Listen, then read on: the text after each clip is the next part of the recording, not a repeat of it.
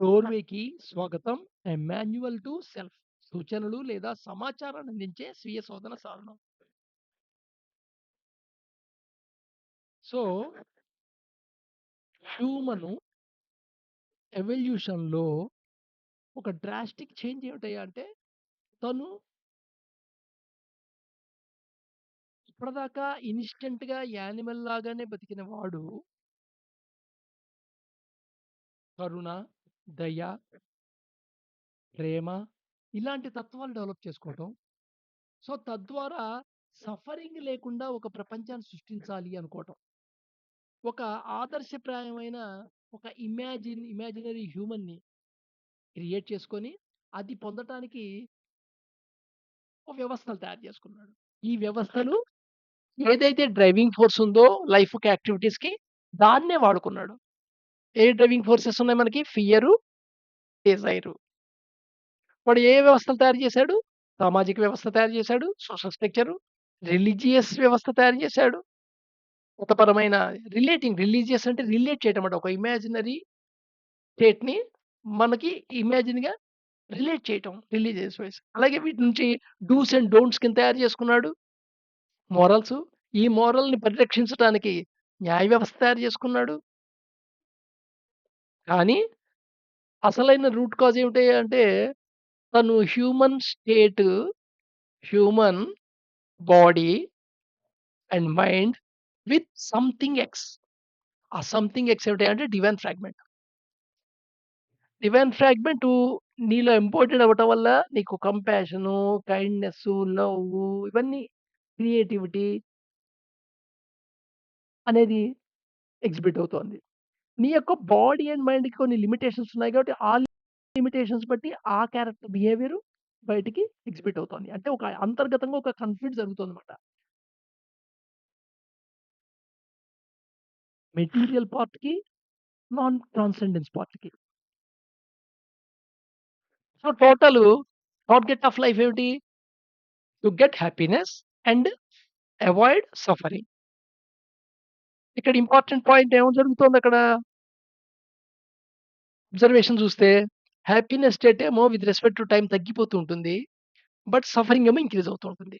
ఇది చాలా crucial point. Sufferings ఏమున్నాయి? ఆది భౌతిక, ఆది దైవిక, ఆది ఆధ్యాత్మిక. సో, ఈ సిస్టమ్ ఫ్రేమ్‌వర్క్ చేయటంలో ఆధ్యాత్మిక అనేది వదిలేసాడు. ఎందుకంటే అది ఇన్నర్ జర్నీ చేసిన వాళ్ళకి మాత్రమే దాని సంగతి ఐడియా వస్తుంది. మనిషి ఎక్స్‌టర్నల్ జర్నీయే చేశాడు. ఎందుకంటే కాజ్ అండ్ ఎఫెక్ట్ కింద కదా! దీనివల్ల నేను బాధపడ్డాను. దీనివల్ల ఆనందపడ్డాను. దీనివల్ల బాధపడ్డాను. దీనివల్ల అంటే కాజ్ ఎఫెక్ట్. సో, దేర్‌ఫోర్ వాడి హ్యాపీనెస్‌కి, సఫరింగ్‌కి ఎక్స్‌టర్నల్‌గానే తను డేటా మొత్తం ప్యాట్రన్స్ గమనించడానికి ప్రయత్నం చేశాడు. ఎందుకంటే తనకున్న ఇన్‌స్ట్రుమెంట్‌కి ఉన్న సెన్స్ ఆర్గాన్స్ ఏవున్నాయో ఔట్ బౌండ్. నీ కళ్ళు బయట నుండి ఇన్ఫర్మేషన్ తీసుకెళ్తాయి. చెవులు బయట నుండి ఇన్ఫర్మేషనే తీసుకొస్తాయి. నాలుక బయట నుండి ఇన్ఫర్మేషనే తీసుకెళ్తుంది. సో, నీకున్న సెన్స్ ఆర్గాన్స్ అన్నీ బయట నుండి ఔట్ బౌండ్. కానీ ఈ ఆధ్యాత్మిక సఫరింగ్ అనేది రూట్ కాజ్ ఎక్కడుంది? ఇన్నర్ థింగ్ అది.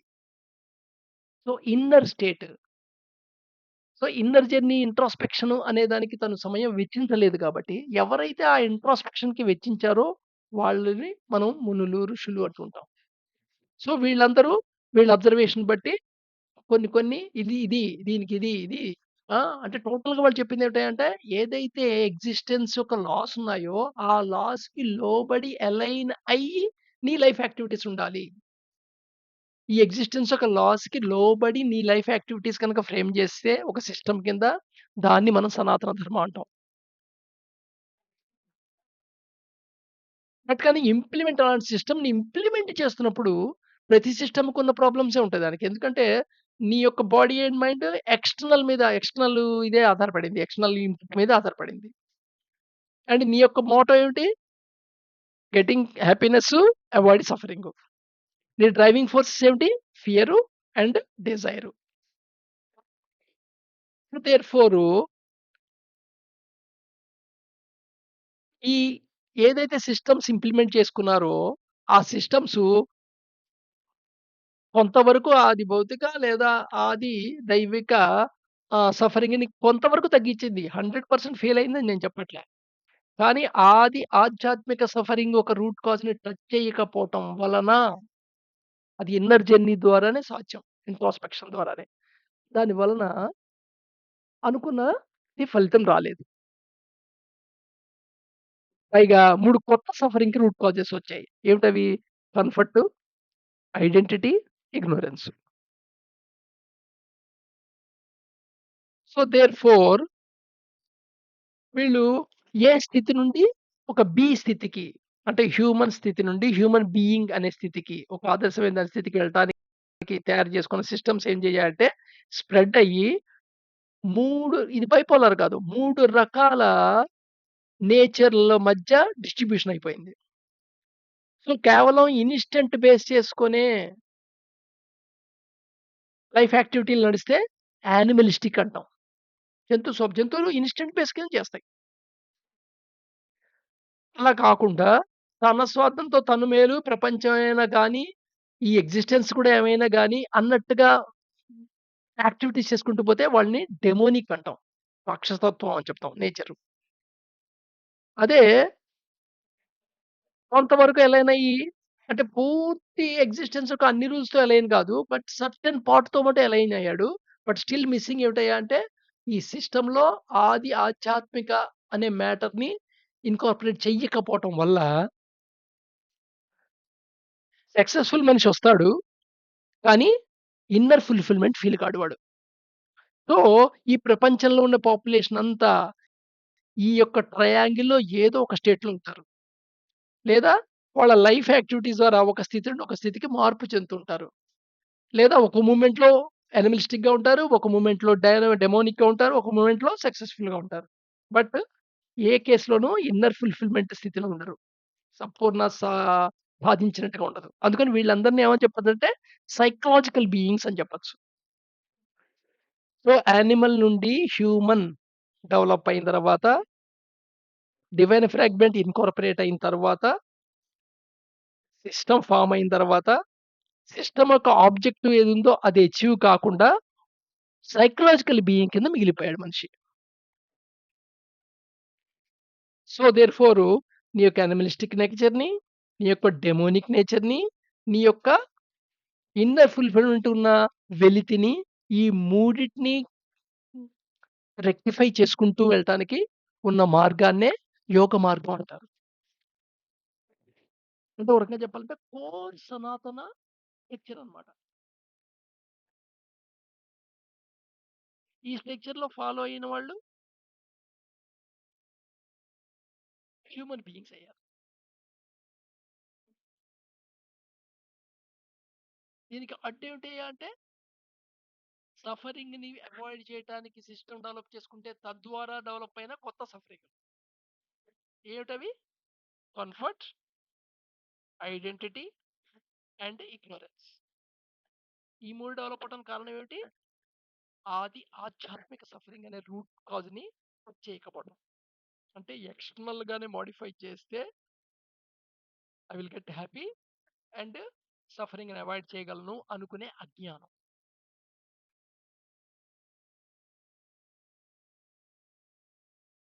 సో, 3 ఏ స్టేట్‌లో హ్యూమన్ బీయింగ్ అంటాం. 3 ఏ స్టేట్‌లో జరిగే ప్రధానమైన మార్పేమిటి? ఏవైతే థింకింగ్ ఇన్‌స్ట్రుమెంట్ ఉందో మనం థింకింగ్ ఇన్‌స్ట్రుమెంట్ అంటే it's a combination of brain part, brain యొక్క కార్టెక్స్ ఏరియా ప్లస్ మైండ్‌లో సిస్టమ్ 1. ఈ 2 ఎక్కడ ఇంటిగ్రేట్ అయ్యి ఉంటాయి? 4 పాయింట్ల దగ్గర ఇంటిగ్రేట్ అయ్యి ఉంటాయి. ఐ సెంటరు, ఈ సెంటరు, ఎస్ సెంటరు, ఎం సెంటర్. సో, వీటి యొక్క మాక్సిమం రేషియో ఎలా ఉంటుంది? 2:4:8:2 ఉంటుంది. అది 5:2:2:1కి మారటం. ఈ మార్పు తెచ్చుకోగలగటం సర్టెన్ యాక్టివిటీస్ ద్వారా అనేది you are reaching the human being అన్నమాట. 3 ఏ స్టేజ్ అది. 3 బి స్టేజ్ అనేది స్పిరిచ్యువల్ బీయింగ్ స్టేజ్ అన్నమాట. ధారణ, ధ్యాన ఈ స్థితి అన్నమాట. సో, ఇక్కడేంటి లోపలికొస్తున్న ఇంపల్స్ యొక్క ఫ్లో ఎలా డైరెక్షన్ మారుతుంది? ఈ టోటల్ ఎంబౌండెడ్ స్థూల శరీరం అండ్ సూక్ష్మ శరీరం యొక్క కాంబినేషన్‌లో అనేది స్పిరిచ్యువల్ బీయింగ్ అన్నమాట.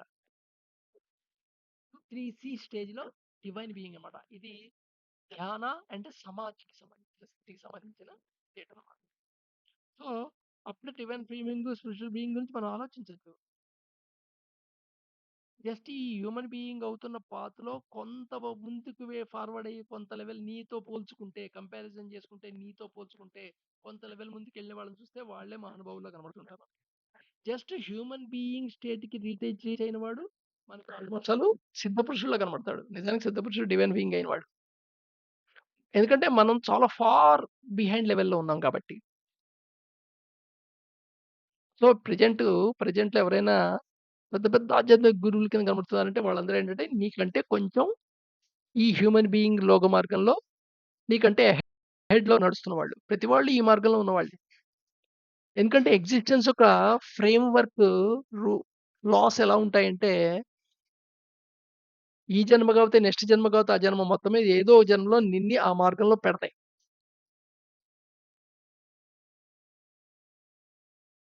సో, ఎన్విరాన్మెంట్ ఎగ్జిస్టెన్స్ ఏదైతే ఉందో, ఆ ఎగ్జిస్టెన్స్ యొక్క లాస్ వల్ల ఎగ్జిస్టెన్స్‌తో పాటు నువ్వు డెవలప్ అవుతావా హ్యూమన్ బీయింగ్‌గా? లేదా నువ్వు చేతిలో తీసుకుంటావా ఈ ప్రాసెస్‌ని అనేది నీ ఆప్షన్.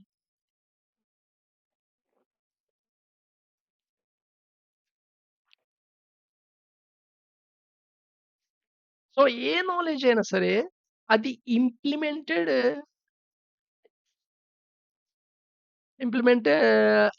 ప్రాక్టీస్ అయితే ఇంప్లిమెంట్ చేసామనుకోండి, అప్పుడు ఫుల్‌ఫిల్‌మెంట్‌కి అయ్యే ఛాన్స్ ఉంటుంది. ఏ నాలెడ్జ్ అయినా వితౌట్ ప్రాక్టీసింగ్ ఇంప్లిమెంటేషన్ ప్రాక్టీస్ చేయలేదనుకోండి, ఇంప్లిమెంట్ చేయలేదనుకోండి ప్రాక్టీస్ సెషను, జస్ట్ అది ఎగో కింద మిగిలిపోతుంది. సో, ఈ ఫ్రేమ్ వర్క్‌ని కూడా అలా ఎగో కింద మిగిల్చుకోవద్దు. చాలా విషయాలు ఎగో కిందే మిగిల్చుకుంటాం మనం. ప్రాక్టీస్‌లో చెయ్యం. అమ్మో! అన్ని ప్రాక్టీసులు చేయాలా? ఇప్పుడేం తలకిందులుగా శీర్షాసనం వేయమని ఎవరిని చెప్పట్లేదు. ప్రాక్టీసెస్‌లో నువ్వు ప్రాక్టీస్ చేయగలిగేవి ఏమున్నాయి? నేను చేయగలిగేవి చేయలేకపోవటమే పెద్ద డిజాస్టర్. చేయలేనివి ఎలాగో చేయలేవు. చెయ్యగలిగినవి చేయలేకపోవడం పెద్ద డిజాస్టర్. రేపటి వీడియో నుండి ప్రాక్టీసెస్ మీద ఫోకస్ పెడదాం.